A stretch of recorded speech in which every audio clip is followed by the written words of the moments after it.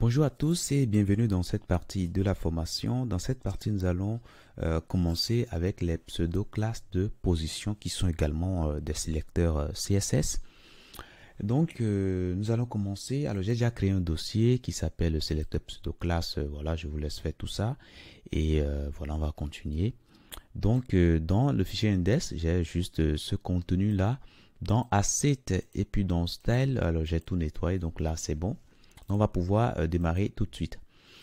Alors, si vous voulez, nous allons, pour illustrer tout ceci, nous allons créer un tableau. Un tableau. Donc, ça nous fera une petite révision du HTML. Donc, c'est pas mal comme ça. Voilà. Donc, on avait dit que pour créer un tableau, on utilise la balise table. Donc, et puis maintenant, tHead pour l'entête de notre tableau. Et après, on avait vu également qu'on pouvait mettre un tBody pour le corps du tableau. Et après, on peut également mettre tfoot, voilà, pour voilà, le bas du tableau. Donc là, c'est bon. Maintenant, l'entête de notre tableau ici, nous allons commencer par mettre une balise tr qui sera une ligne. Voilà, une ligne. Et puis, à l'intérieur de cette balise-là, nous allons créer une balise TD qui sera tout simplement une colonne. Alors, moi, je propose déjà qu'on crée 3 colonnes. Donc, on mettra plus. Vous voyez, en quelque sorte, c'est comme les sélecteurs. Voilà. Alors, si on fait ceci, ça veut dire qu'on veut créer une balise TD à l'intérieur de TR. Et puis, si on met plus, ça veut dire qu'on veut créer également une balise TD supplémentaire qui sera disons un frais qui va suivre immédiatement ce TD là. Voilà. Donc après ça, nous allons, comme on veut créer 3 colonnes, ben, je mets TD comme ça et puis je fais entrer et là c'est bon. Alors ici, qu'est-ce que je vais mettre? Je vais mettre tout simplement le nom. Donc nom. Après, on va mettre l'âge. Voilà, âge. Alors l'âge, si vous voulez, on va mettre en majuscule et éviter les accents. Voilà. Et après, nous allons mettre email. Email tout simplement. Et là, c'est bon. Ok, là, c'est bon. Maintenant, qu'est-ce qu'on va faire maintenant par la suite? Alors, si vous voulez, je mets tout en majuscule. Voilà, email. Et là, également, le nom en majuscule. Voilà. Alors, le foot, c'est le bas de votre tableau. Donc, si vous voulez, on peut copier ça et le mettre tout juste là. Voilà, tout simplement. Donc là, c'est bon. Alors, comme on est dans l'entête, on va mettre ici TH. Comme ça, ça va mettre en gras tout ça. Donc voilà, TH. Et là, c'est bon. Maintenant, dans le tBody, maintenant, qu'est-ce qu'on va faire? Ben, nous allons commencer par mettre un TR. Et puis, nous allons créer à l'intérieur un TD également. Et puis, un TD pour les 3 colonnes. Alors, le nom de celui-ci, je suppose que c'est une personne qui s'appelle Alice. Son âge, c'est 25. Et puis, son email, c'est alice apprenez à coder.com par exemple. Voilà, tout simplement. Et si vous voulez, je vais simplement dupliquer cette ligne-là plusieurs fois. Donc, je duplique plusieurs fois et puis on aura simplement à changer tout simplement les noms, tout simplement. Alors, là, si vous voulez, je vais faire une petite pause et puis changer rapidement les noms. Je vous invite à le faire également. On se retrouve tout juste après. Et là, de mon côté, c'est bon. Je vais faire les changements au niveau des noms et également au niveau des emails. Alors ici, on a fait une petite erreur. C'est plutôt un TR. C'est plutôt un TR. C'est à l'intérieur que nous avons un TH. Donc, si vous voulez, je vais changer tout à la fois. Donc, je maintiens la touche Alt et puis je sélectionne les endroits et je vais effacer et mettre un H. Voilà, tout simplement. Alors là, c'est bon, on peut voir déjà ce que ça nous donne en aperçu. Donc voilà, nous avons un tableau tranquille qui s'affiche correctement. Donc ce qu'on peut faire également, si vous voulez, totalement en bas, ce serait également bien d'utiliser des TH. Comme ça, au moins, ce sera mis en gras. Donc voilà, donc là, je prends là et là également. On mettra un TH. Et là, en bas, voilà, on a voilà, l'entête du bas qui est en gras. Maintenant, les pseudo classes maintenant. Les pseudo-classes, c'est des sélecteurs hein, qui commencent par le mot, le mot-clé ou plutôt la lettre 2 points. Voilà. OK, le symbole 2 points. Ça, si vous avez quelque chose qui commence comme ça, il faut savoir qu'il s'agit d'un pseudo-classe. Alors, il existe plusieurs types de pseudo-classes, hein, donc il en existe énormément. C'est vrai qu'on ne peut pas parcourir tout de façon exhaustive, mais nous allons voir les plus utilisés. Et si vous souhaitez, je vous donnerai une liste complète, hein, une liste exhaustive dans les ressources. Hein, donc voilà. Donc, on va commencer par travailler là-dessus. Alors, il y a un pseudo-classe qui s'appelle thirst et puis alors first child. Voilà, tout simplement. Donc, ça nous permet de cibler hein, le premier fils d'un élément. Alors, ici, dans notre tableau ici, au niveau de notre T-body ici, nous avons plusieurs TR, c'est ça. Hein. Donc, on avait déjà parlé de la notion de fils, hein, la notion de fils. Voilà, donc du coup, si on regarde ici, on va voir que dans ce T-body là, nous avons, ce T-body a plusieurs fils. Ok, donc son premier fils, c'est bien, alors attention, CTRL Z pour revenir en arrière. Voilà, donc son premier fils, c'est ça, ok. Son deuxième fils, c'est ça, etc. Donc, imaginez que nous voulons cibler le premier fils de notre balise T-body. Donc, on va prendre déjà le T-body, et puis nous allons prendre le TR, les TR que nous avons à l'intérieur. Puis ce sélecteur nous permet de cibler tous les TR que nous avons à l'intérieur du T-body. Mais ce n'est pas tous les TR qui nous intéressent, c'est plutôt le premier élément, c'est-à-dire le premier fils de T-body, le premier TR que nous avons. Donc, on mettra alors le pseudo classe first child sur le TR. Et là, maintenant, si vous voulez, on peut changer, si vous voulez, sa couleur d'arrière-plan. Donc, background color, on peut mettre, si vous voulez, on peut mettre, disons, CCC par exemple, tout simplement. Et si on va et on regarde ici, alors on n'a pas le changement. Pourquoi est-ce que nous n'avons pas le changement? Oui, autant pour moi, on n'a pas fait la liaison, je pense bien, on n'a pas fait la liaison. Donc, on va rapidement faire cela. Donc, on mettra link. Et puis, nous allons indiquer qu'il faut aller dans Asset CSS Style.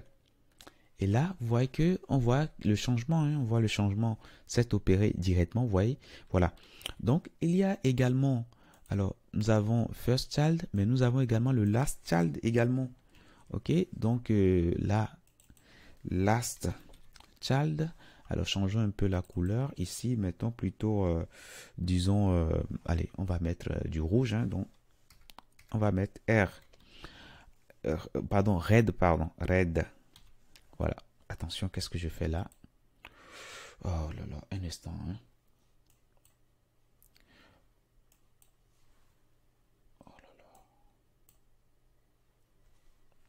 Là, c'est bon, on peut continuer, hein, on peut continuer tout simplement.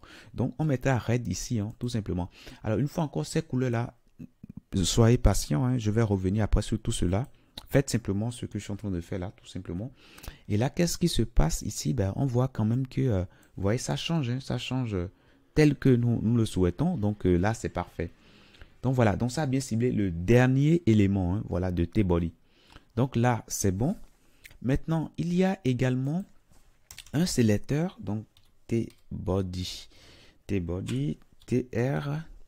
Il y a un pseudo classe qui s'appelle NF child.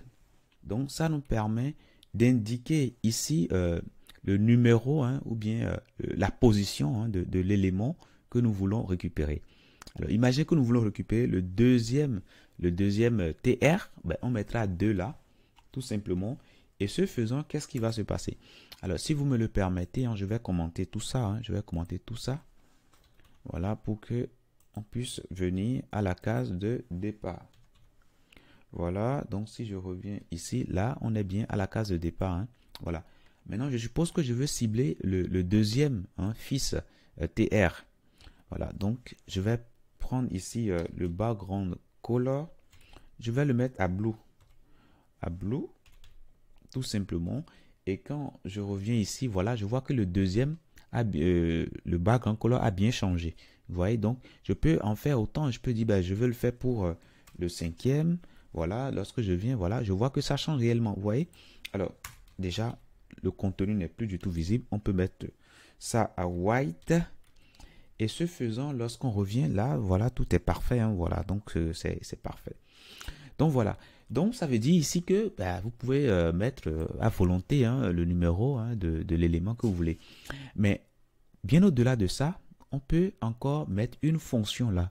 Et cette fonction bah, va tout simplement, pour chaque valeur retournée, bah, on va tout simplement appliquer les propriétés à ce fils, au fils qui est associé. Ok. Donc si vous voulez, je vais mettre tout ceci en commentaire là. Donc, au lieu de mettre ça, alors si vous voulez, je vais dupliquer. Au lieu de mettre ça, ben, on peut mettre par exemple ici, par exemple, 2n par exemple. Si je mets 2n, le n, c'est comme si c'est un nombre, hein, un nombre entier qui part de 0 jusqu'au nombre total d'éléments que nous avons, jusqu'au nombre total de tr que nous avons dans le t-body. Alors, si n vaut 0, attendez, je vais mettre ici en commentaire. Si n vaut 0, ben, on aura 2n qui sera tout simplement égal à 0. Pour ceux qui ont fait un peu de mathématiques, ben, 0 fois un nombre donne toujours 0. Hein, donc voilà, on est d'accord là-dessus. Maintenant, si n est égal à 1, qu'est-ce qui va se passer? Ben, 2n sera égal à 2 fois 1. Ça fait la table de multiplication par 2. 2 fois 1, ça fait 2. Si n est égal à 2, ben, la table de multiplication 2 fois 2, ça nous donne 4. Donc, au final, on va se retrouver... alors, attendez, je mets bien le 4, voilà. Donc, au final, en gros, ce sélecteur-là va cibler l'élément qui est à la position 0, après l'élément qui est à la position 2, après l'élément qui est à la position 4, et puis l'élément qui est à la position 6, 8, 10, etc., etc., s'il en existe encore, hein, s'il en existe encore.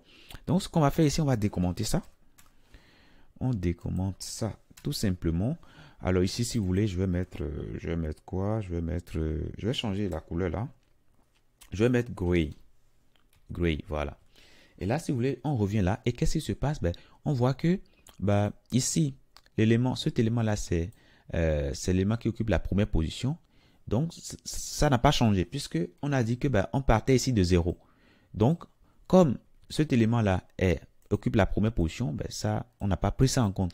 Par contre, cet élément occupe la deuxième position. C'est ce qu'on a dit là. OK? Donc ça, c'est bon, ça a changé. Après ça, quatrième position. Donc, 1, 2, 3, 4. Et là, ça a changé également, etc. Vous voyez? Donc, c'est comme ça que ceci agit. Maintenant, imaginez que nous voulons... Alors, si vous regardez, vous allez voir que on a changé pour les nombres pairs. Ici, c'est 1. On n'a pas changé. Ici, c'est 2. C'est pair. Donc, on a changé.